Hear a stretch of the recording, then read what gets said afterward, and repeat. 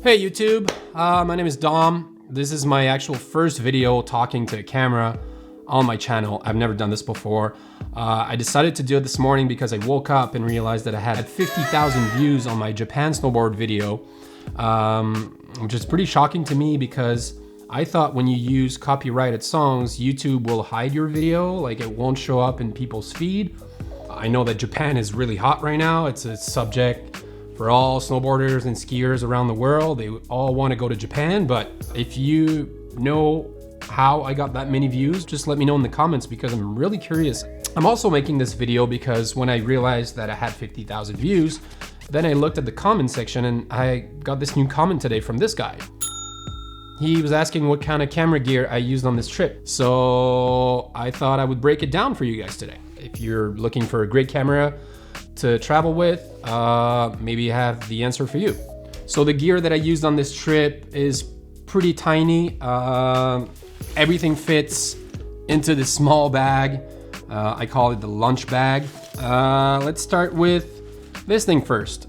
I'd say like maybe 15% of the footage that you see in the video was shot on an iPhone. We all had phones in our pockets, and I mean, we got a bunch of clips and I decided to use a bunch of them in the video. Whenever we had the chance and I didn't have the camera on me, then I would pull out my phone and get the clip, you know?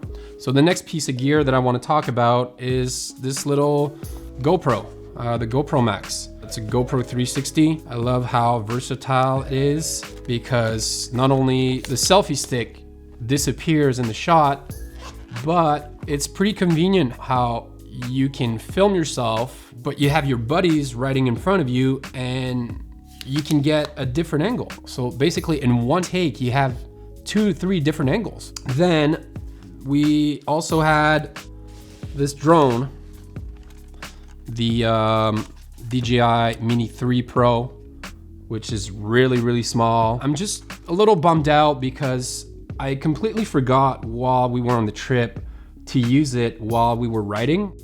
I got a bunch of shots of the camper driving down the road and landscape shots and stuff like that, but I completely forgot to use it while we were riding. But having a drone in Japan is super fun. Then I also had, for all this cinematic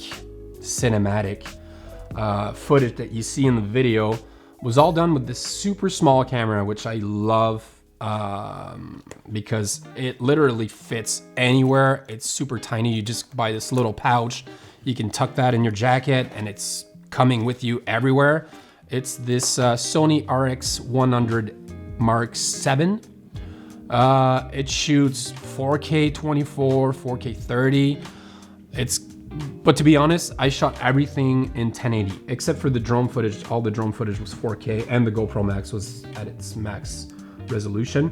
But this camera, I only shoot 1080 because frankly, I don't really care. I don't like big files, like filling up cards quickly. So I was using it in 1080 because in 1080 with this camera, you can do 24, 60, but you can also do 120 frames per second, continuous 120. And it looks fantastic. To be honest, it's a small sensor. It's not a full frame, but it packs a lot of things in this small little camera. It's got a lot of features. The pictures are not the greatest. I did take a few photos during the trip with it. But video-wise, this is a beast. And it can also do 240 frames per second in 1080. Keep in mind though, that's a buffer mode, so it would only shoot 4 seconds, but those 4 seconds at 240 frames per second equals like, I don't know the math properly, but it equals to this. Anyways, great camera. I used it a bunch on that trip, and I also have another one, which is the Mark IV, but the Mark IV, I didn't bring it because I use it with underwater housing. It shoots really good video. For the size of this camera, I mean, I don't use it for professional work, but whenever I go on a trip, it's a no-brainer. I bring this thing everywhere. It's super small. It's just a tiny bit bigger than a phone, but the quality that you get out of this is remarkable. The last piece of gear, well, I gotta say, I also had this little thing, which is really convenient. It's a super small slider. I didn't use it that much. There's a few shots in the video that you can see that I used it, but it's pretty fun. I mean, you can't put a big camera on this thing, but you know, look at that. When you have a flat surface and it's like really, really smooth, it'll give you a pretty cool shot. And again, like smallest slider I've ever seen.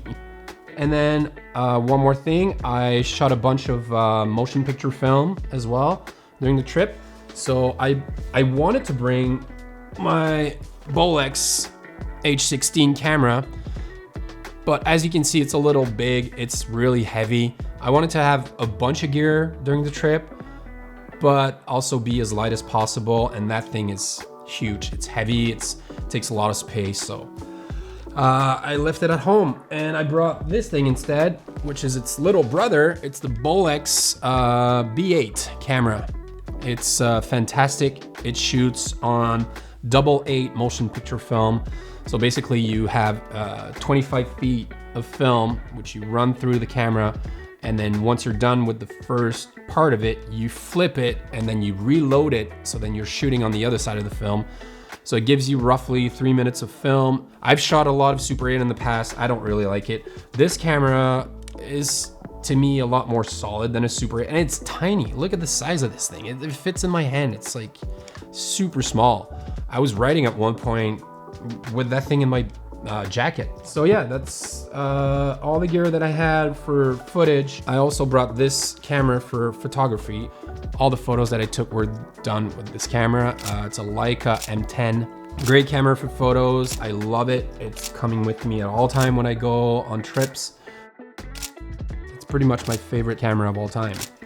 All right, guys, that's it. Thanks for watching. Hope you enjoyed this.